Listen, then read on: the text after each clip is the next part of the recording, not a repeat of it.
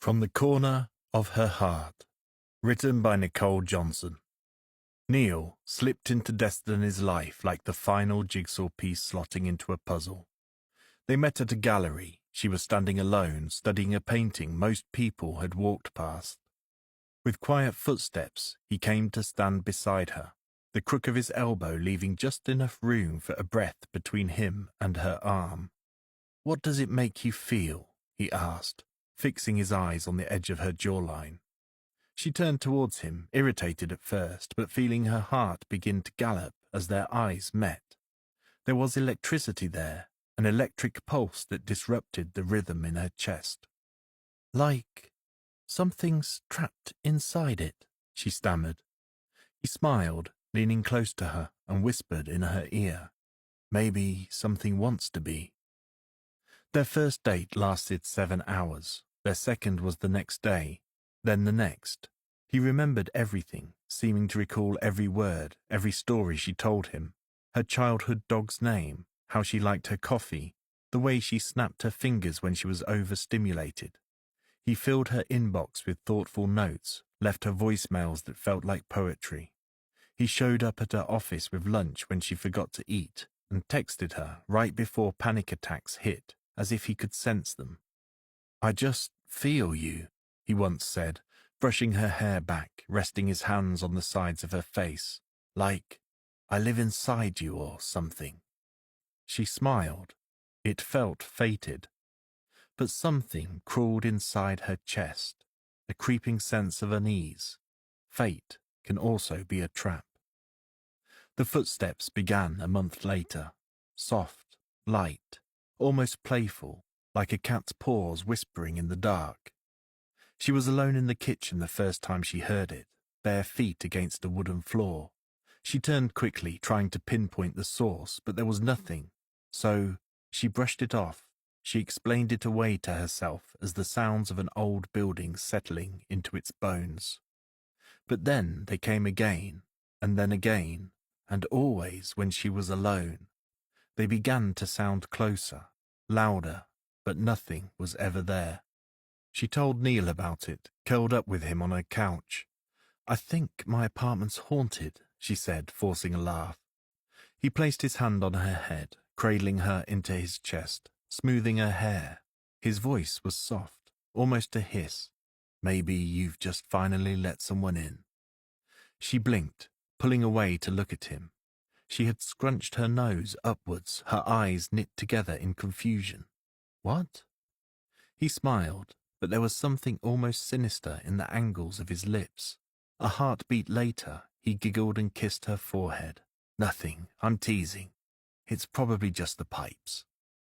Destiny carefully searched Neil's face, looking for that flicker of something she had seen. All that was there now was the love, adoration, and care that she had grown accustomed to. Still, somewhere deep in her chest, that cold dread continued to coil. Weeks passed. He never raised his voice, never got angry. She never saw the sinister smile creep in again. But his presence began to fill every space of her apartment. A second toothbrush, his shoes by the door, a playlist he had created that played in the background of their lives. Each piece of him seemed to dispel a small sliver of her. And with each small change, the footsteps only grew louder. They became faster, more insistent, and near impossible to ignore, but something told her to keep it to herself, to lock it away. Yet, somehow, Neil always managed to know when she was upset. "You seem distracted," he said to her once, tilting his head and staring at her, unblinking. "What's wrong?" It felt romantic, almost. Destiny forced a smile. "Everything's brilliant. I've just never been so safe, so loved. It's taking time to adjust." But soon she felt herself shrinking, as if her space was slowly being redecorated without her consent, and she was fading into the walls. Her voice sounded quieter, her emotional responses delayed, as if she had to wait for him to feel them first. She felt like a marionette whose strings were slowly being rewired. And the footsteps, they filled what spaces she had left. They were no longer just in the room, they were somehow inside her. At first, she tried convincing herself it was simple anxiety, just a phantom rhythm under her sternum, but she felt it again, and then again, each step vibrating through her chest cavity like a drumbeat. She pressed her hand to her ribs, holding her breath. Nothing. Silence. Then, step. A hollow thud beneath her skin, stronger than a heartbeat. Her breaking point came on a street corner, ironically just outside the gallery where she had first met Nichole. She was speaking with a friend she hadn't seen in months, laughing at a dumb joke he had just told her, when suddenly her vision blurred.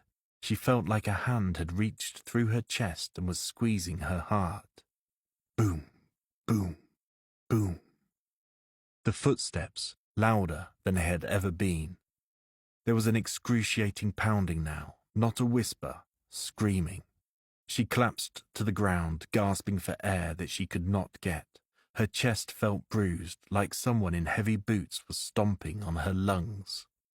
"Are you okay?" Her friend knelt beside her, pulling his cell phone from his pocket.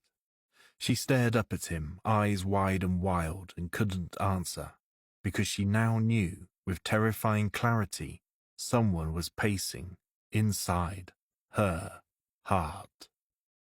A small crowd gathered. Her friend called an ambulance, holding her hand as they waited for it to arrive. At the hospital they found nothing, no strange throbbing in her chest. Her vitals were all normal. They told her it was likely just a panic attack, but she knew better. She had felt someone there, living in a place they were never invited to. That night she lay quietly in bed, her knees tucked into her chest, shivering. Nichole pulled close to her, rubbing her back, cooing softly. "I think something's wrong," she whispered, a sadness in her voice she had not expected. "I feel things. It's like someone's inside me, walking." He didn't pull back, didn't laugh. He kissed the back of her neck and said, "Maybe you're just overwhelmed.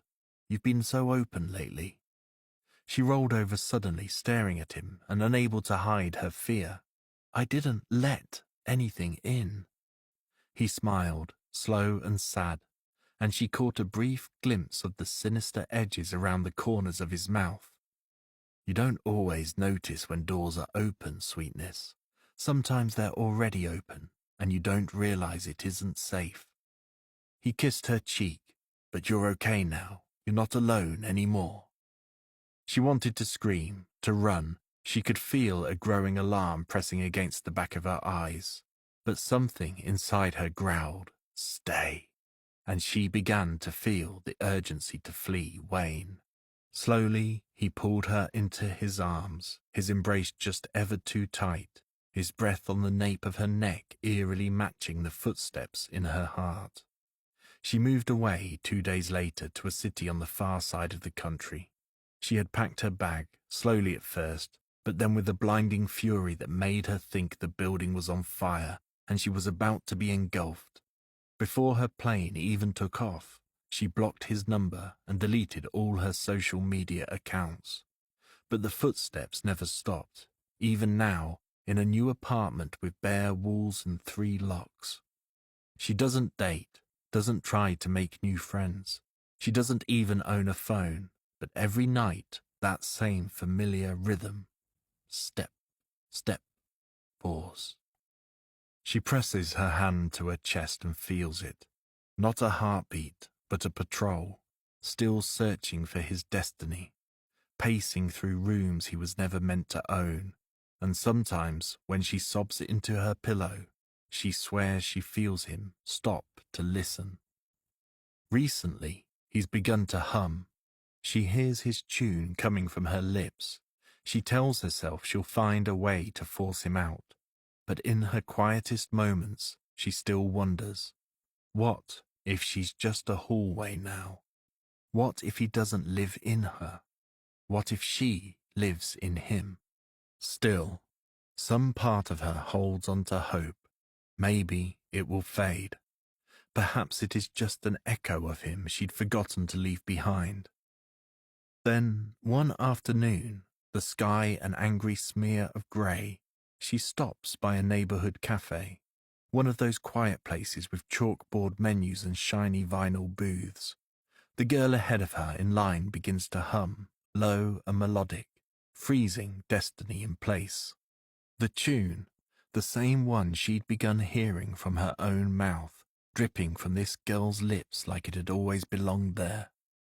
The girl turns, smiling, warm, unaware. "Oh, sorry," she says.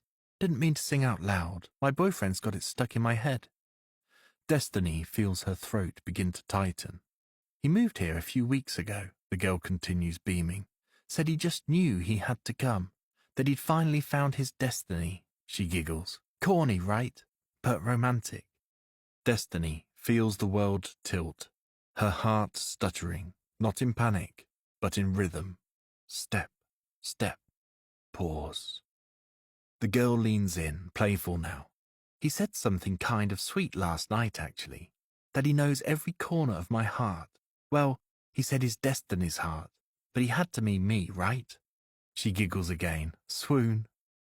Destiny steps back, her purse sliding from her shoulder, nearly causing her to trip. People turn. The girl finally notices something is off and steps towards Destiny, now concerned. "Are you okay?" But she isn't listening. She is already turning and walking away, fast, then faster, until she is running. Her lungs burn, her ribs ache. Inside her chest, the footsteps aren't just pacing. They are sprinting, and she knows they have found her.